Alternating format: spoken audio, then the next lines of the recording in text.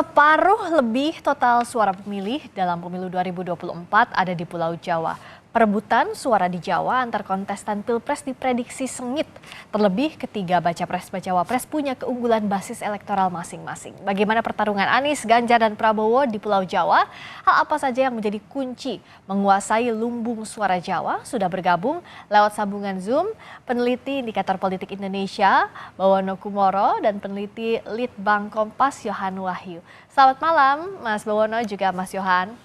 Selamat malam. Malam Mbak Friska. Oke, Malam Mas Yohan. Malam Mas Bawono. ada banyak hal yang ingin ditanya tapi saya akan main lebih cepat saja untuk Mas Yohan dulu. Jadi kalau Pulau Jawa ini kan kerap jadi lumbung suara penentu kemenangan di Pilpres 2024 ini. Battleground-nya ada di Jatim, Jateng salah satunya. Gimana kan masing-masing capresnya Mas Yohan? Ya, survei Kompas kan sebenarnya terakhir dilakukan di awal September, itu akhir Juli sampai awal Agustus. Artinya pada saat itu belum ada pasangan calon yang sudah pasti ya. Ya. Hanya ada nama capres. Artinya ini disclaimer sebagai gambaran bahwa survei itu sebelum ada pasangan resmi gitu ya. Tapi yang jelas kalau kita baca polanya memang kelihatan di Jawa ini memang pertarungannya memang ketat, terutama di wilayah Jawa Barat dan Jawa Timur ya. Kenapa? Karena selisih suaranya memang tidak begitu jauh. Sementara di Jawa Tengah itu hampir 50%, ini Pak Ganjar memang mendulang elektoral yang cukup mendominasi ya dibandingkan Pak Anies maupun Pak Prabowo. Sementara Jawa Barat antara Pak Anies dan Pak Prabowo dan Pak Ganjar relatif tidak begitu jauh selisihnya. Dan hal yang sama juga terjadi di Jawa Timur. Menariknya di Jakarta itu memang Pak Anies memang cukup kelihatan dominan ya.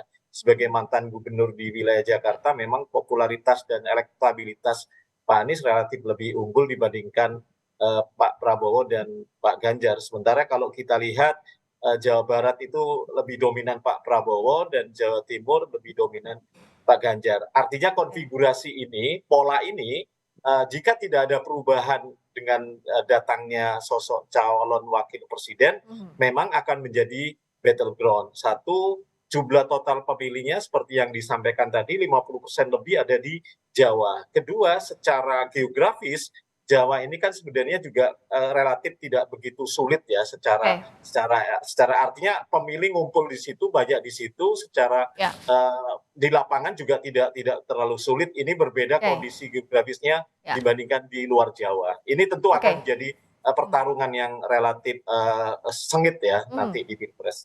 Nah, kalau Mas Bawono lihatnya gimana nih? Jawa Timur misalnya, sejauh ini polanya kalau kita baca dari Pilpres ke Pilpres tidak ada paslon yang dominan pasti menguasai Jawa Timur. Dengan konfigurasi tiga baca pres-bacawa pres ini seperti apa kondisinya? Ya, terima kasih Mbak Friska. Kami di awal Oktober lalu merilis temuan survei terbaru kami ya, yang kami lakukan periode tanggal 2 sampai tanggal 11 Oktober 2023. Survei di level nasional 1.200, tapi kamu kemudian melakukan oversampling di 12 provinsi. Di antara 12 provinsi itu ada seluruh provinsi di Pulau Jawa termasuk Jawa Timur yang tadi Mbak Friska tanyakan. Kalau melihat data tren survei dari bulan Agustus sampai bulan Oktober, survei indikator, memang ada pergerakan yang cukup kompetitif dari Pak Prabowo di Jawa Timur. Pak Prabowo dan Pak Ganjar, terutama dua nama ini di Jawa Timur, itu sekarang selisihnya sekitar 10% gitu. Padahal kita tahu dulu di dua pilpres terdahulu, Pak Prabowo cukup kalah telak dari Pak Jokowi di provinsi ini. Sekarang posisinya Pak Prabowo agak lebih baik, lebih bisa kompetitif di Jawa Timur. Memang Pak Ganjar masih cukup dominan di Jawa Timur, mengingat Jawa Timur ini kan juga merupakan basis utama PDI Perjuangan di Pulau Jawa. Gitu. Nah, yang menjadi catatan juga di Jawa Timur adalah kalau melihat data survei kami di bulan Oktober, belum ada pengaruh yang cukup signifikan dari kehadiran Muhaimin Iskandar sebagai pendamping Pak Anies Baswedan gitu ya. Oke. Jadi Kalau Jawa Barat dampak gimana, dari Mas Bawono? kalau Jawa Barat, data survei kami memang menunjukkan relatif stabil ya suara Pak Prabowo sebagai capres yang dominan di Provinsi Jawa Barat. Selisih suara antara Pak Prabowo dengan Anies Baswedan di mana di posisi kedua di Jawa Ya. Barat, yang juga sering dikatakan bahwa Anies Baswedan memiliki basis utama di Jawa Barat selain DKI Jakarta, tapi selisih suaranya cukup berjauhan ya. Selisih suaranya itu hampir mencapai 2 kali lipat gitu ya. Jadi suara Pak Prabowo hampir 2 kali lipat dari suara dukungan Anies Baswedan di Jawa Barat. Kalau di Jawa Tengah terakhir dan juga ada Mas Gibran, ini ada potensi nggak untuk menggerus juga suaranya Mas Ganjar gitu? Ya, di data survei kami di bulan Oktober memang Pak Ganjar Pranowo masih sangat dominan di Jawa Tengah ya. Elektabilitas beliau di sana mencapai angka 63%. Oke. Kemudian di posisi kedua itu di Jawa Tengah ada Pak Prabowo Subianto, tapi jaraknya jauh sekali, jaraknya sekitar 27%. Nah, ini yang perlu dicermati dalam 110 hari ke depan hingga 14 Februari 2024, apakah kehadiran Mas Gibran sebagai running mate dari Pak Prabowo Subianto itu dapat membalikkan keadaan atau minimal menipiskan margin elektabilitas antara Ganjar Pranowo dan Prabowo Subianto. Oke. Tentu kan itu yang ditujukan dari maksud menggandeng Mas Gibran sebagai pendamping Pak Prabowo. Oke, nah bicara soal running mate ini saya ke Mas Yohan, seberapakah running mate ini, para pasangan ini, untuk membantu menggenjot suara masing-masing baca pres di daerah-daerah battleground tadi, Mas? Iya, kalau di survei kita memang pola perilaku responden ya, ketika ditanya itu memang apakah sosok capres dan cawapres itu mana yang lebih dominan mereka yang mempengaruhi pilihan mereka, memang capres itu lebih dominan gitu ya. Artinya aspek sosok capres yang memang lebih banyak berpengaruh ketika pemilih itu menentukan pilihannya di pemilihan presiden. Meskipun kemudian ketika apakah cawapres itu juga punya kontribusi, memang, tapi tidak sebesar capres. Artinya memang faktor pertimbangan-pertimbangan non elektoral itu lebih banyak dipakai ketika memilih cawapres ya. Kalau kita lihat 3 nama ini, Pak Mahfud MD, Muhaimin, termasuk Mas Gibran, di survei Kompas itu kan relatif tingkat elektoralnya relatif bukan masuk tingkat elektoral yang premium gitu ya.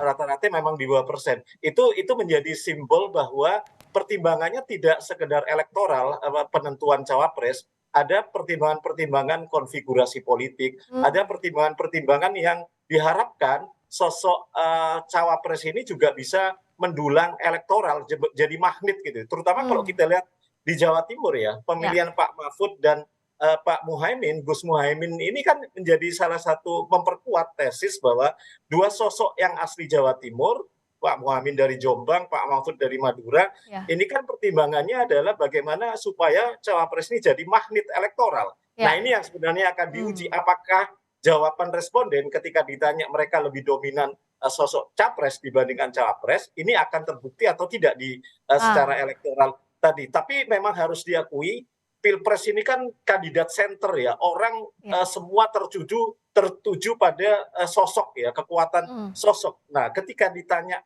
kekuatan sosok yang mana antara capres dan cawapres, capres itu memang lebih dominan karena kita tahu pemilihan presiden itu memang fokus utamanya capres, tapi bukan berarti kemudian cawapres tidak punya kontribusi. Ya tadi ketika memilih cawapres pertimbangannya tidak sekedar elektoral. Hal-hal yang non elektoral itu menjadi pertimbangan meskipun pada ujungnya memang diharapkan jadi magnet elektoral gitu ya. Hal yang sama ketika pemilihan Mas Gibran, saya pikir juga bukan pertimbangan tidak sekedar non elektoral, representasi dukungan Pak Jokowi, kemudian bagaimana Jawa Tengah bisa menjadi lumbung bagi Pak Prabowo dengan menggandeng Mas Gibran. Jadi ada faktor-faktor yang elektoral dan non elektoral, itulah yang harus dikombinasikan untuk jadi magnet begitu ya. Terima kasih sekali lagi Mas Yohan Wahyu, terima kasih Mas Bawono Kumoro. Kita akan lihat bagaimana dinamika ke depannya Pilpres 2024 yang semakin menarik dan panas ini. Terima kasih Mas Bawono, terima kasih Mas Yohan.